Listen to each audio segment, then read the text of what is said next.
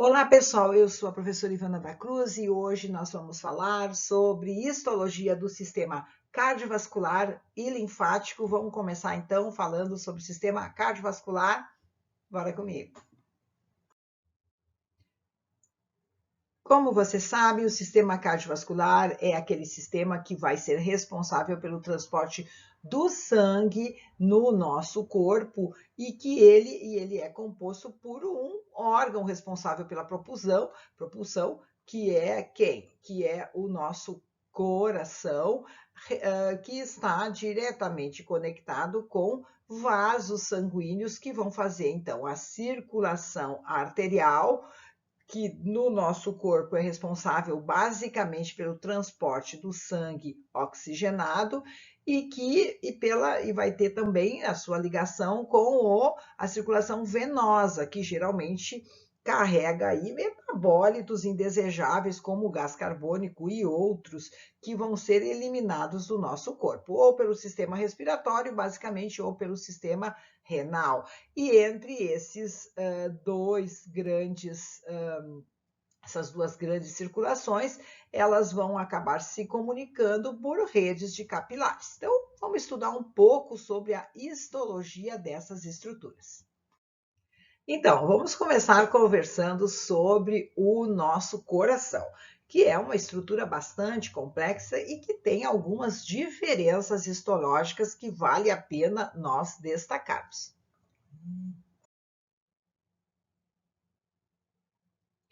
Como você já sabe, o coração é um importante órgão muscular formado principalmente por músculo cardíaco que faz parte do sistema cardiovascular. É um sistema, então, que vai garantir que o sangue seja transportado para todo o organismo. Assim, o coração exerce um importante papel, uma vez que atua bombeando o sangue via contração e relaxamento continuado das suas estruturas.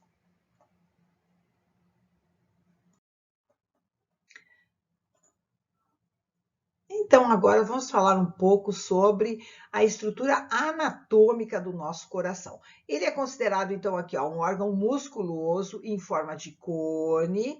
A base dele vai se prender a outras estruturas através das grandes artérias e veias. Já o ápice do coração é totalmente livre. Ele vai ser composto por dois átrios e dois ventrículos. Às vezes os átrios são chamados de aurículas.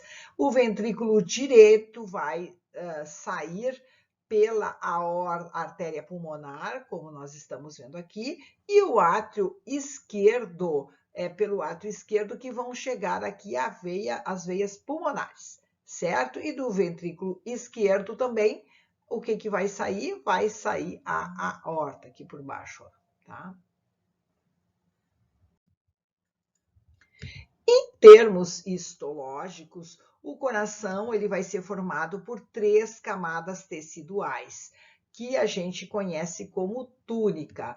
A camada endocárdica, que é aquela que recobre a parte interna do coração, onde tem aquela parte mais oca, o miocárdio, que é a túnica média, e o pericárdio, que é essa túnica aqui, ó, que está representada nesse esquema como esbranquiçada, que também é conhecido como epicárdio ou túnica externa.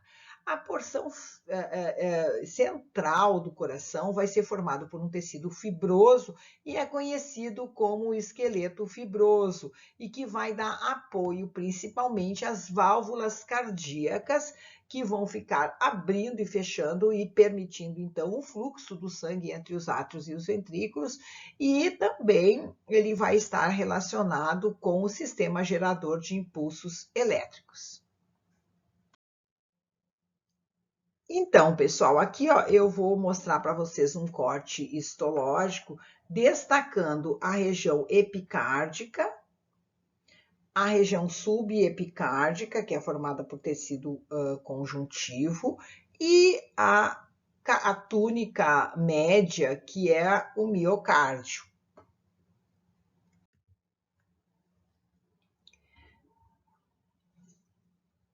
Eu organizei esse esquema só para chamar a atenção para vocês que cada uma dessas túnicas vai ter estruturas teciduais um pouco diferenciadas. Então, no nosso pericárdio ou epicárdio, eu vou ter fibras de tecido conjuntivo denso inicialmente, depois frouxos, e eu vou ter um tecido epitelial que é formado, que é chamado de mesotélio, tá?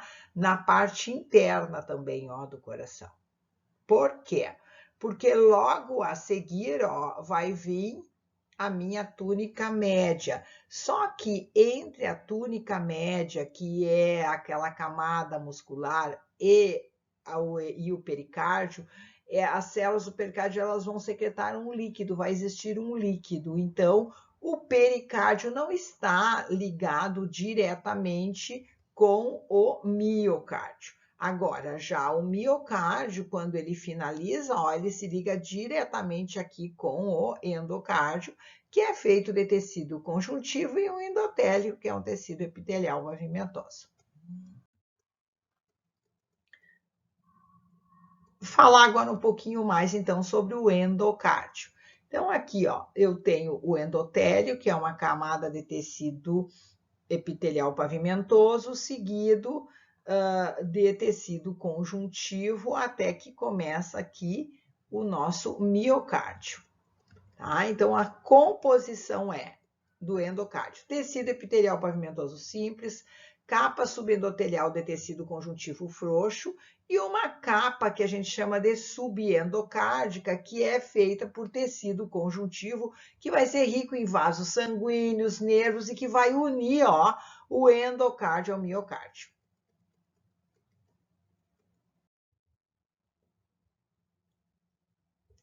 Bom, vamos falar agora um pouco, então, sobre a camada que a gente conhece como miocárdio. Ó, então, aqui está o miocárdio, aqui vai estar o endocárdio, que a gente já falou, e aqui vai estar o epicárdio. Vamos embora.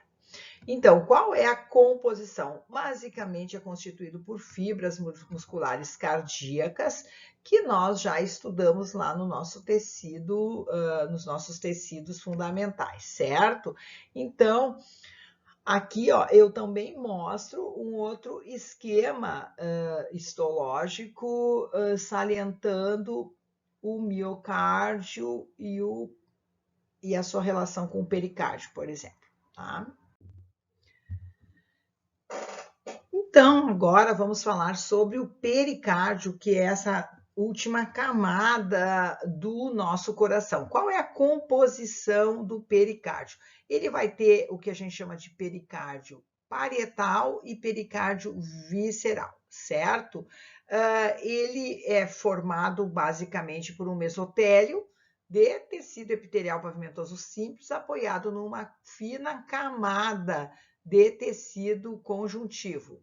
E o pericárdio visceral, que é conhecido também como epicárdio, ele vai ter tecido conjuntivo frouxo contendo vasos sanguíneos e nervos, e nessa camada pode se acumular também tecido conjuntivo.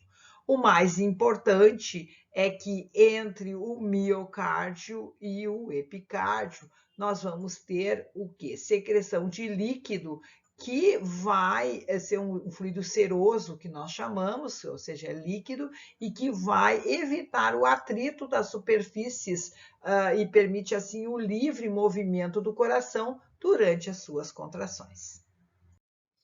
O nosso coração também vai existir um sistema de condução elétrica que fica gerando impulsos nervosos para a contração e relaxamento desse órgão e assim para o transporte do sangue, certo? Esses sistemas ele é composto pelo nó do sino arterial, que está aqui, o nódulo átrio-ventricular e por uma rede de fibras nervosas que a gente conhece como rede de Purkinje. Vamos falar agora um pouco, então, sobre o nó sino arterial, que é considerado o marca-passo do coração. Por quê? Porque na junção da veia cava superior com o átrio direito, existe esse acúmulo de células que elas são capazes de se despolarizarem, até de sofrerem 70 despolarizações por minuto. E essas despolarizações é que vão se propagar pelos feixes específicos lá da rede de Purkinje e vão fazer com que o coração consiga se contrair ou depois relaxar de modo uniforme, certo? Então, aqui, ó, pessoal, eu estou destacando para vocês o nó sinoarterial, certo?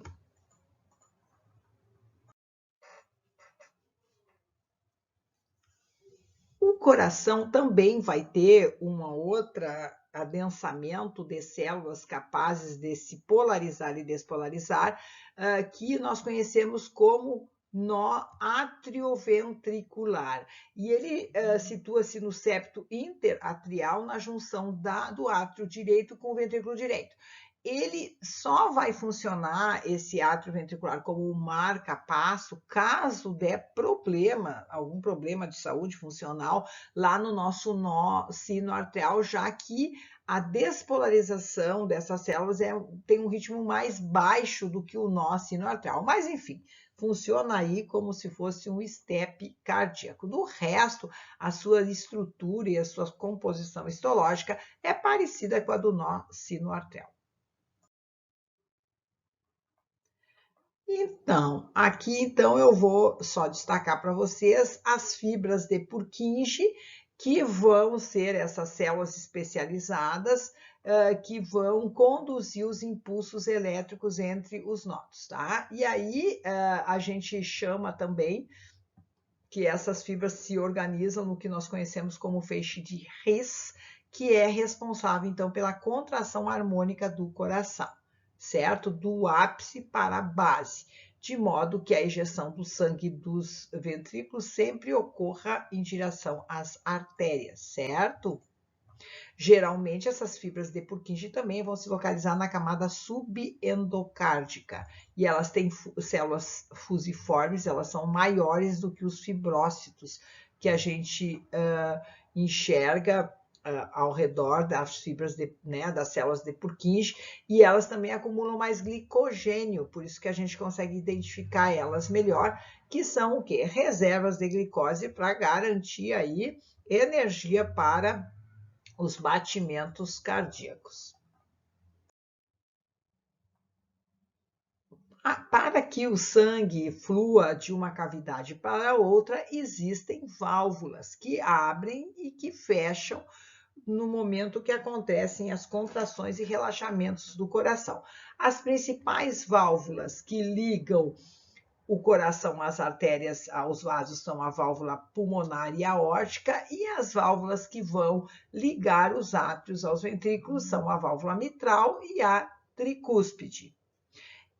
Só que para essas válvulas funcionarem, elas vão estar imersas no que nós chamamos de esqueleto fibroso, que dá sustentação, ancoragem às fibras cardíacas e também ajuda na manutenção e no funcionamento das válvulas. O esqueleto fibroso, ele geralmente vai ser constituído aqui, que nem a gente está mostrando aqui, de tecido conjuntivo denso e às vezes pode ter também cartilagem fibrosa. Aqui eu só gostaria de destacar para vocês a estrutura das válvulas, que elas então conseguem se abrir só para um lado e não para o outro, impedindo então que com a contração do ventrículo o sangue reflua para dentro do átrio. E essas propriedades, elas estão muito associadas, então, a esses cordões tendinídeos, que ligam as válvulas aos músculos que a gente conhece como músculos papilares.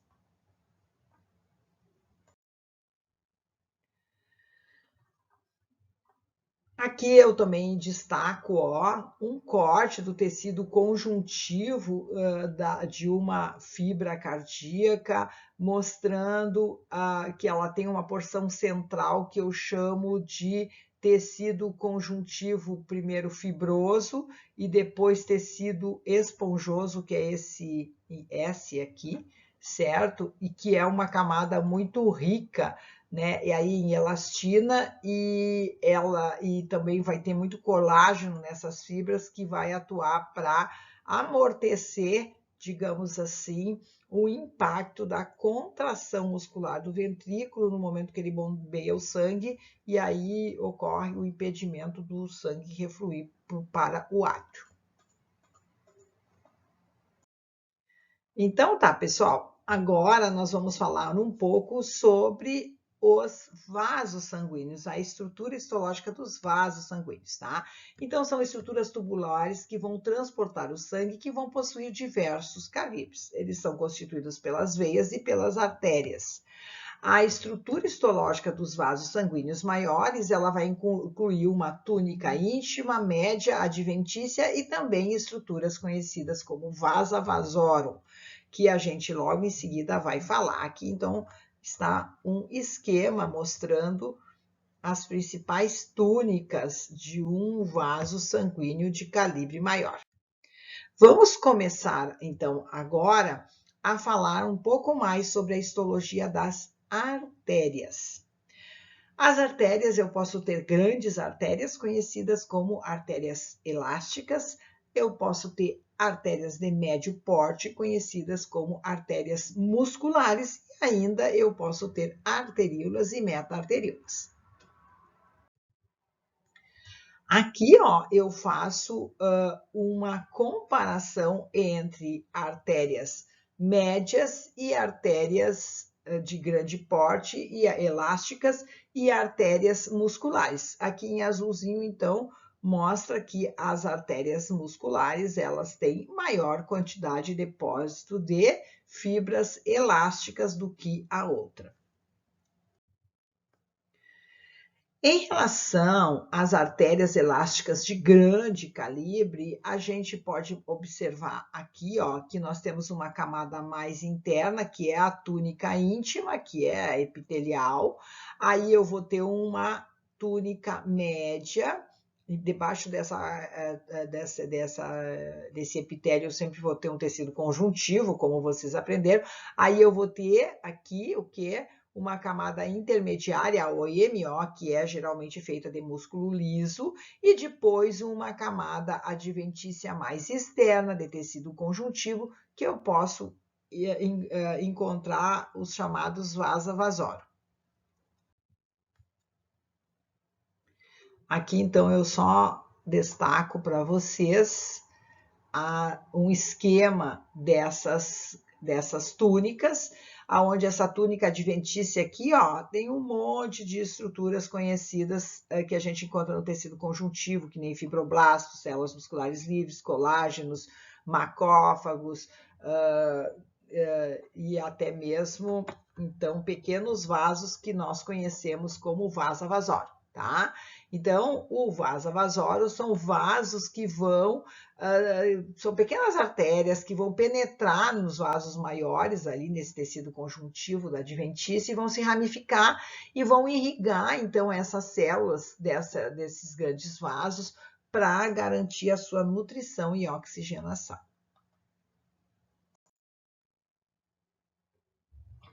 Em relação à artéria de médio calibre, ela vai possuir, ó, na sua camada média, na sua túnica média, muito mais fibras musculares do que fibras elásticas. E a túnica íntima dela, ela é mais delgada do que as das artérias.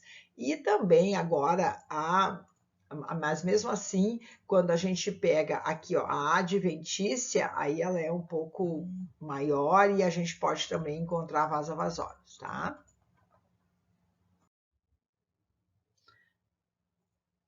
Na medida que as artérias elas vão começando a ramificar e vascularizar os tecidos, elas vão ficando cada vez maiores, podendo formar então estruturas mais simples, conhecidas como arteríolas ou meta-arteríolas, que agora, como vocês podem ver aqui, ó, vão ter o endotélio, que é a túnica íntima, algumas fibras musculares e ao redor a adventícia, com fibroblastos também e fibras colágenas, certo? Essas arteríolas, então, estão cada vez mais próximo do que a gente conhece como leito de capilares. Tanto está que as meta-arteríolas, ó, que tem aquela estrutura histológica, elas estão muito próximas desses capilares que vão fazer a ligação entre o sistema circulatório arterial com o sistema circulatório venoso. Aqui eu chamo a atenção que de um problema de saúde que, às vezes, com o envelhecimento, ou por alguma questão patológica, uma artéria começa a ficar com a sua parede super delgada e permanentemente dilatada. Ela não consegue mais, ela não se torna mais elástica e isso pode acabar levando a um rompimento.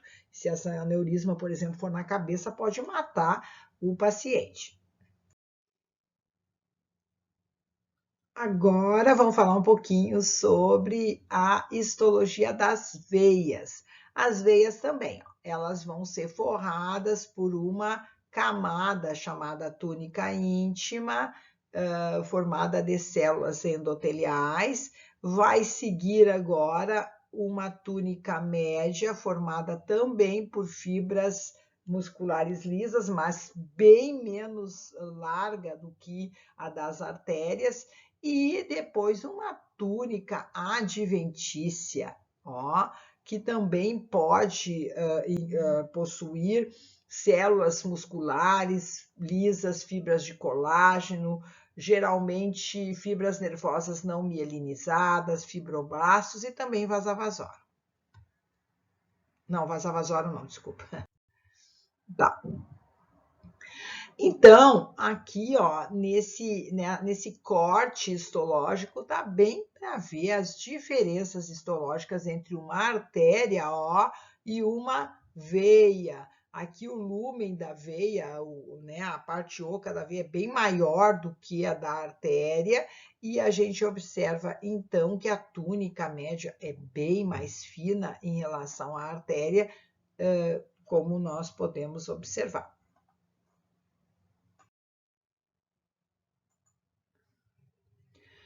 As veias também, elas podem formar vênulas que são muito pequenas e que vão estar próximas à rede de capilares.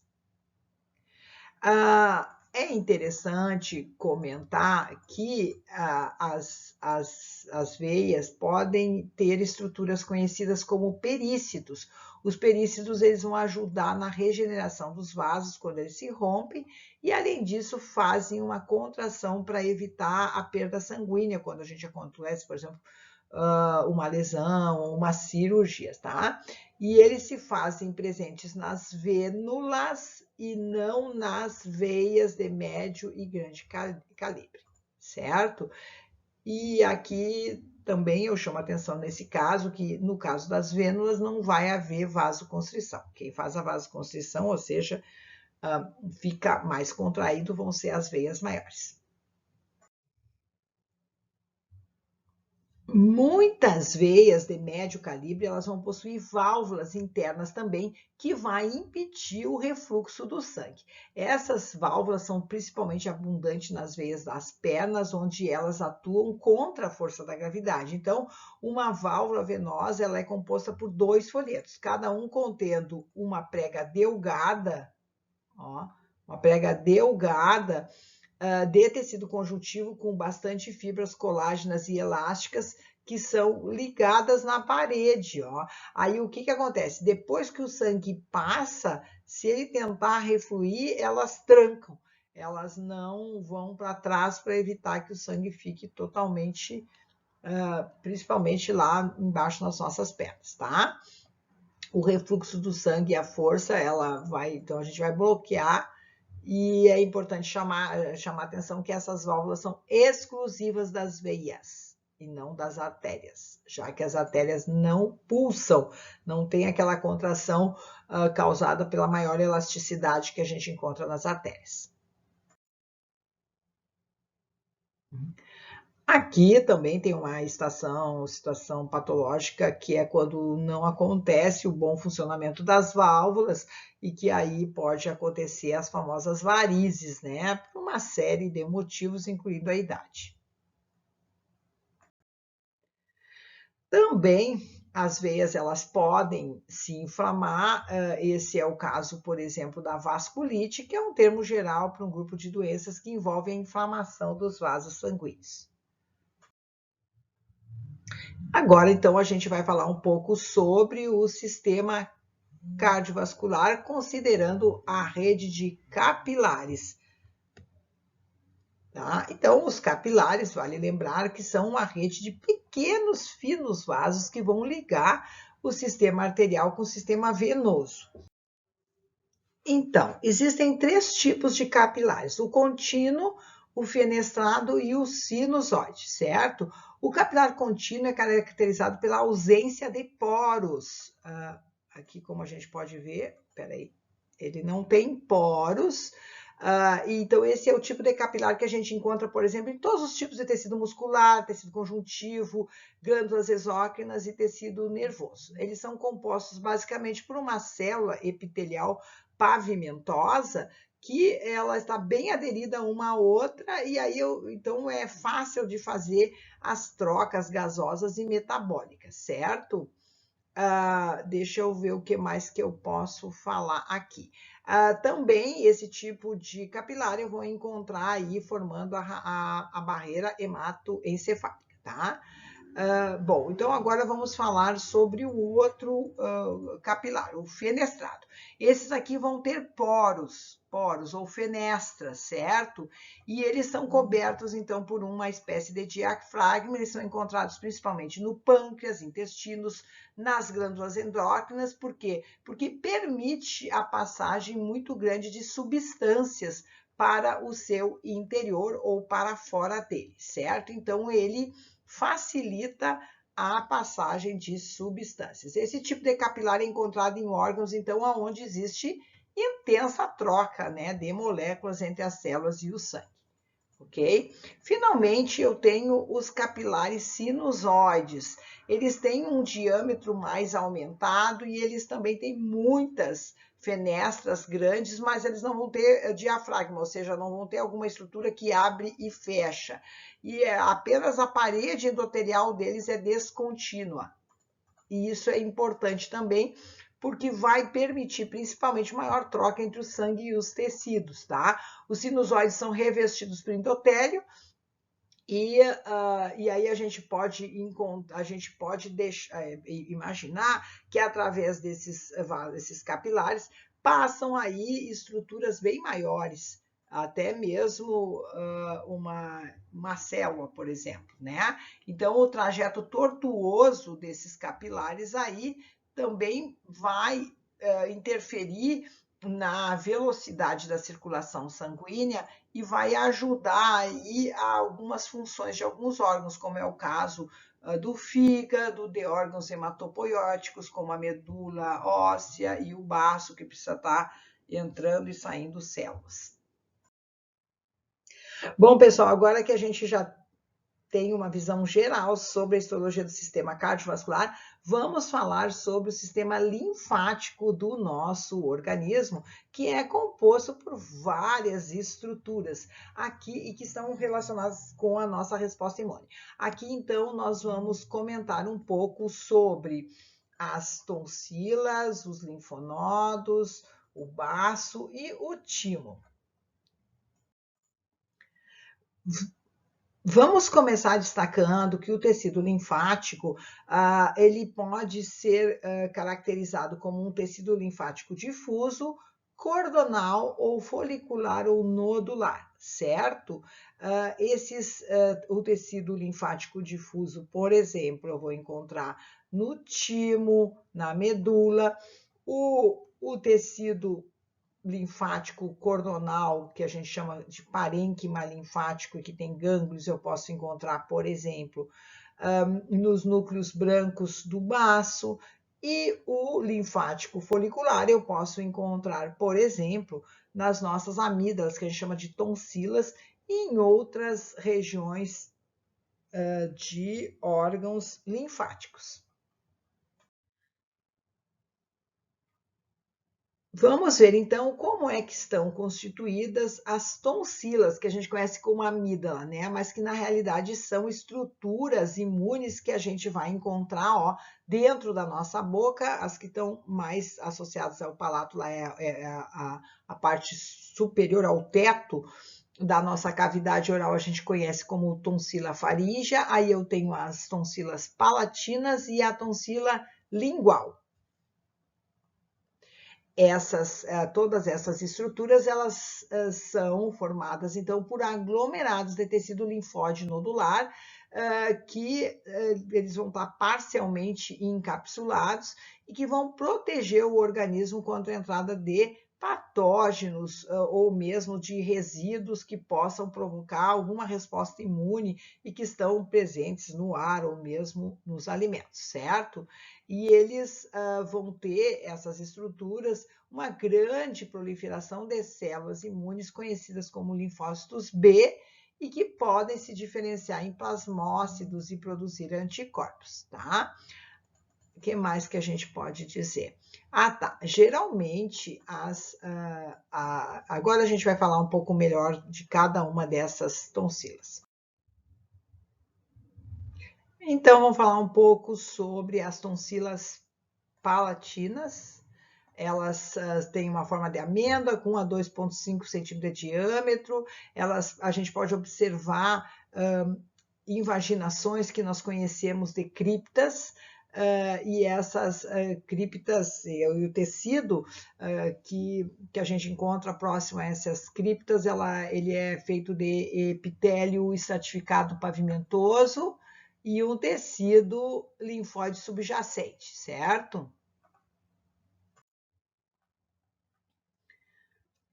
Aí, então, a gente pode observar melhor essas criptas, que são dobras e que são recobertas de tecido estratificado pavimentoso, e esse tecido, essa conformação aí aumenta a área de superfície para a nossa defesa corporal, tá? E o que mais que eu posso dizer aqui? Eu acho que é isso. Aqui, então, eu mostro para vocês um corte maior, com as criptas aqui, ó, na região medular, né, da tonsila, vasos sanguíneos linfáticos, na região mais cortical, uma série de nódulos compostos de tecidos linfóides. Aqui também eu chamo a atenção, que é justamente por ter essas criptas, essas invaginações, que às vezes quando a gente tem amidalite, fica ali acumulado células epiteliais descamadas, linfócitos e bactérias, né, que dão forma aqueles resíduos amarelados e purulentos. Aqui que a gente vê. Agora, vamos falar um pouco da tonsila faríngea.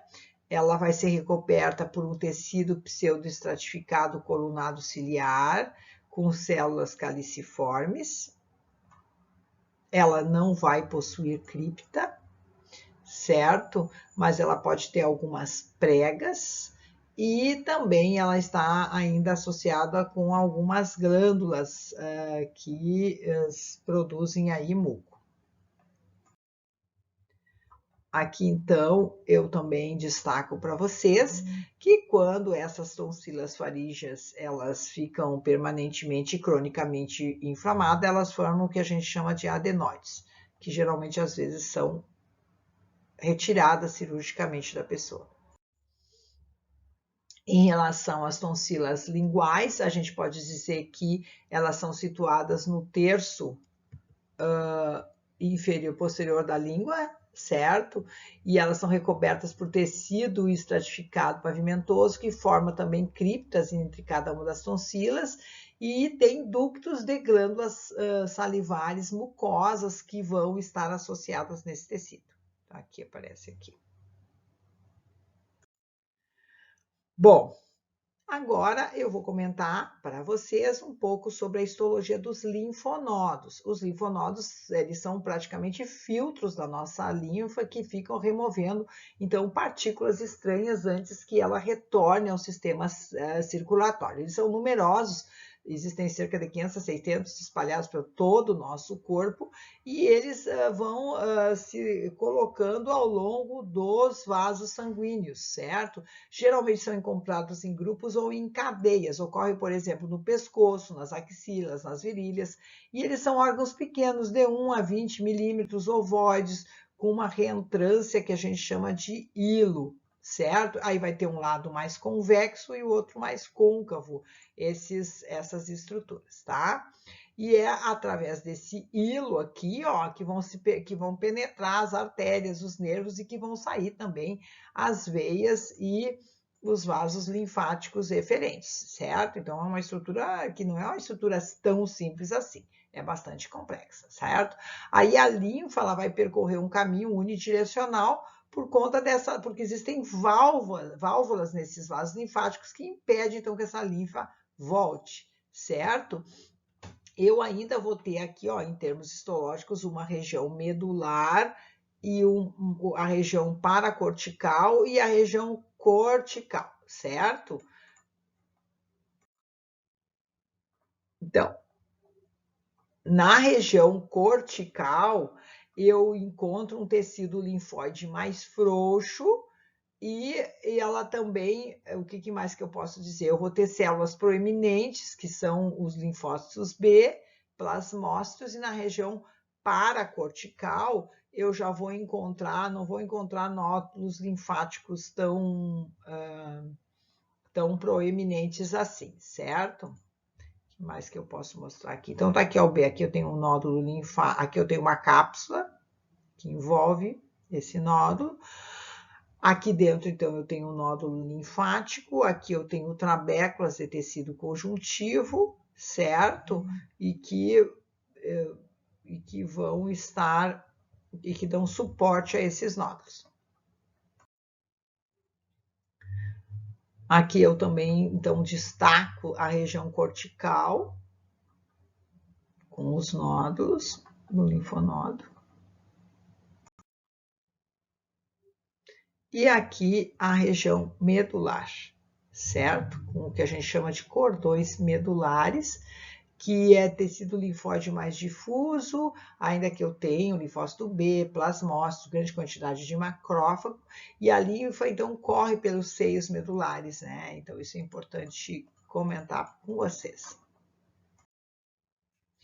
Às vezes, quando acontece, então, uma inflamação, o nosso linfonodo, ele sempre ele é envolvido por uma cápsula de tecido conjuntivo denso não modelado, tá? Mas daí, quando ocorre uma inflamação, eles podem inchar, né? Formando as famosas ínguas. Olha. Ó, tá aí, uma outra íngua grande, tá? Bom, agora eu vou falar um pouquinho sobre o baço. O baço, ele é um órgão que se situa aqui, ó, no peritônio, no quadrante superior do lado esquerdo do abdômen, atrás do estômago, imediatamente abaixo do diafragma aqui, e tem a forma e tamanho de um punho fechado. Ele funciona, ele tem mais ou menos de 180 a 250 gramas, ele tem uma superfície convexa e uma outra côncava, que eu também conheço como hilo, e ele é revestido por um mesotélio, né, de serosa contínua ao peritônio, e aí eu tenho aí também uma cápsula de tecido conjuntivo, tá? E ele vai emitir, então, trabéculas do hilo que vão dar estrutura e por onde vão entrar a artéria esplênica e os nervos, e vão sair também aqui, ó, a veia esplênica e os vasos linfáticos. Então, essa aqui é a estrutura geral do nosso baço. Então, aqui eu mostro para vocês um corte histológico do meu baço, mostrando que ele vai ter uma trama de células reticulares e fibras reticulares que vão sustentar as células de defesa, tá? Os linfócitos, os plasmócitos, os macrófagos, células dendríticas, apresentadoras de antígeno e assim vai. E o parênquima do baço, que é uma polpa branca, certo? Ela vai se dividir em polpa branca, que corresponde aos próprios nódulos linfáticos, e uma polpa vermelha, que são os chamados cordões esplênicos, certo? O que mais que eu posso dizer para vocês aqui? Às vezes pode acontecer um grande crescimento do baço, que vai ser necessário, então, que seja feita uma intervenção cirúrgica, ou ele pode romper por traumatismo abdominal. Aí, o baço muito grande, ó, como nós estamos vendo, até nessa criança, ele é um sintoma que pode ocorrer associado a diversos tipos de patologias, como insuficiência cardíaca congestiva, cirrose hepática, infecções virais e bacterianas, doenças autoimunes, como lúpus eritematoso e artrite reumatoide, e também câncer, e também algumas doenças genéticas, como é o caso da doença de Gaucher aqui, que essa criança tem, e que ela não consegue ter uma boa eficiência dos lisossomos, e aí acumula muitos resíduos, e aí com isso o baço acaba ficando muito grande. Quando a criança é muito pequenininha, ela tem mais chance de morrer do que quando está nessa idade aqui.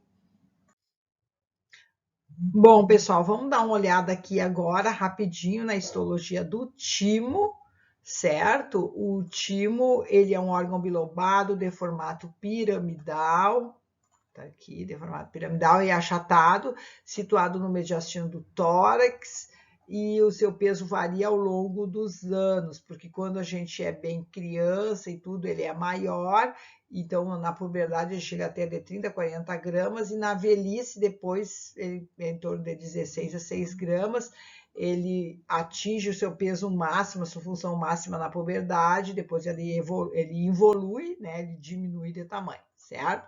Grande parte do timo é feito de tecido linfóide e constituído também por tecido adiposo e conjuntivo fibroso. O que mais que a gente pode dizer? Então, ao longo da vida adulta, ele vai perdendo a sua relevância funcional. Aqui, então, eu tenho um corte do nosso timo, mostrando então os lóbulos tímicos com vários tipos de tecidos do sistema imune, como linfócitos T, e também aqui a cápsula, ó, de tecido conjuntivo, as trabéculas de tecido conjuntivo, que invadem esse órgão para manter a sua estrutura, certo? Aqui, então, ao contrário dos outros órgãos, o timo ele não vai apresentar nódulos, certo? Então, cada lóbulo dele é formado por células linfóides, mas não vão existir nódulos. O que pode existir, sim, são áreas mais claras e mais escuras, que apresentam, então, o que a gente chama de corpúsculos de Russell, que são formados por células reticulares epiteliais e organizadas sobre a forma concêntrica, e essas células, principalmente, elas podem degenerar e morrer, deixando restos celulares que acabam se calcificando na medida que o timo vai degenerando. Pronto, pessoal, essa aqui então foi a nossa aula assim, ó, super geral sobre sistema cardiovascular e linfático em termos histológicos. Agora eu quero salientar para vocês que o texto de referência para essa aula que eu utilizei foi da histologia da professora Tatiana Montanari, que é livre, que está livre na internet e que é publicado pela URG, certo? Então, vocês vão usar lá.